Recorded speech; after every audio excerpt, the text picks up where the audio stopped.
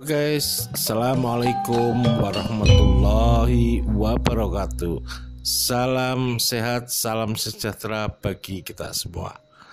Baiklah, pada episode kali ini saya akan melanjutkan mengenai materi ketenagakerjaan yang sudah pernah saya sampaikan pada beberapa waktu yang lalu.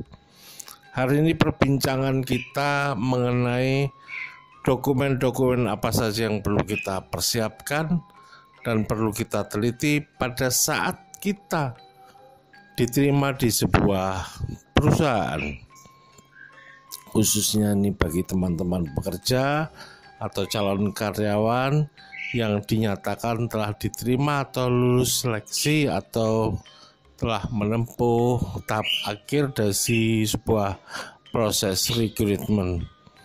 Hal pertama yang perlu dilakukan pada saat Anda akan memulai sebuah hubungan kerja seperti yang pernah saya sampaikan pada kuliah yang lalu.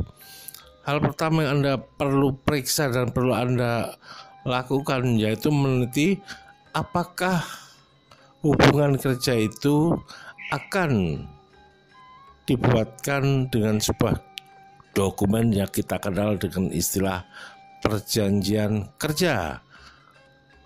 Work agreement atau perjanjian kerja ini sangat-sangatlah penting. Karena apa? Karena perjanjian kerja ini merupakan salah satu alat bukti yang bisa nanti saudara manfaatkan ketika timbul sengketa. Seperti yang saya pernah jelaskan pada kuliah beberapa waktu yang lalu. Yang kedua, dengan adanya perjanjian kerja atau work agreement ini juga memberikan rasa kepastian hukum, artinya menjamin hak-hak Anda selaku karyawan atau pekerja pada saat akan melaksanakan sebuah proses hubungan kerja. Karena di dalam work agreement atau perjanjian kerja, hak-hak dan segala kewajiban selaku pekerja atau karyawan semuanya akan dijelaskan secara rinci dan detail di dalam perjanjian tersebut. Baiklah, pada episode kali ini nanti Anda akan dihadapkan pada sebuah draft yang nantinya draft itu akan saudara baca dengan teliti. Anda akan coba periksa. Kalau sekiranya draft dari perjanjian kerja ini kurang jelas, bisa saudara tanyakan kepada pihak manajemen perusahaan yang biasanya diwakili oleh HRD atau bagian personalia. Pada episode kali ini saya akan memberikan sebuah wawasan kepada Anda, yaitu tentang bagaimana membedakan sebuah perjanjian kerja yang Anda akan lakukan ini apakah termasuk kategori perjanjian kerja yang sifatnya terbatas daya berlakunya, ataukah perjanjian kerja itu akan dilakukan untuk jangka waktu yang lama. Kalau di dalam Undang-Undang Nomor 13 Tahun 2003, keadaan demikian ini perjanjian kerjanya bisa dibedakan, yaitu yang pertama dikenal dengan istilah PKWT, yaitu perjanjian kerja waktu tertentu. Kalau masyarakat umum mengenal dengan istilah kontrak kerja. Dan yang kedua adalah PKWTT atau perjanjian kerja waktu tidak tertentu, atau orang biasa mengenal dengan sebutan permanent job.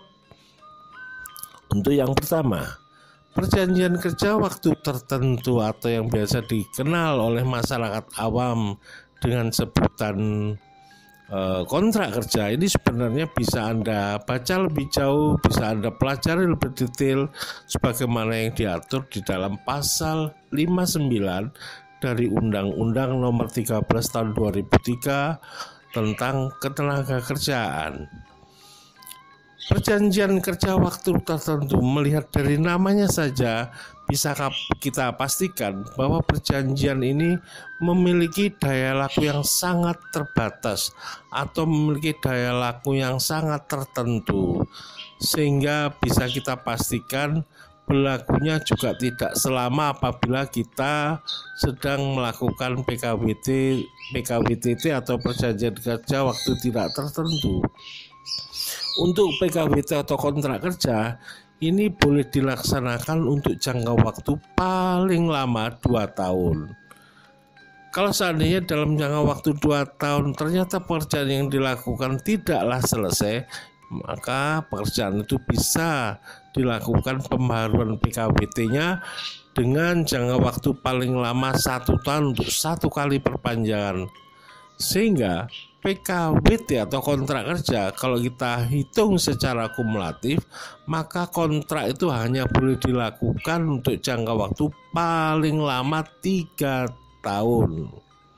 Itu yang sifatnya terbatas atau tertentu atau PKWT atau istilahnya kontrak kerja.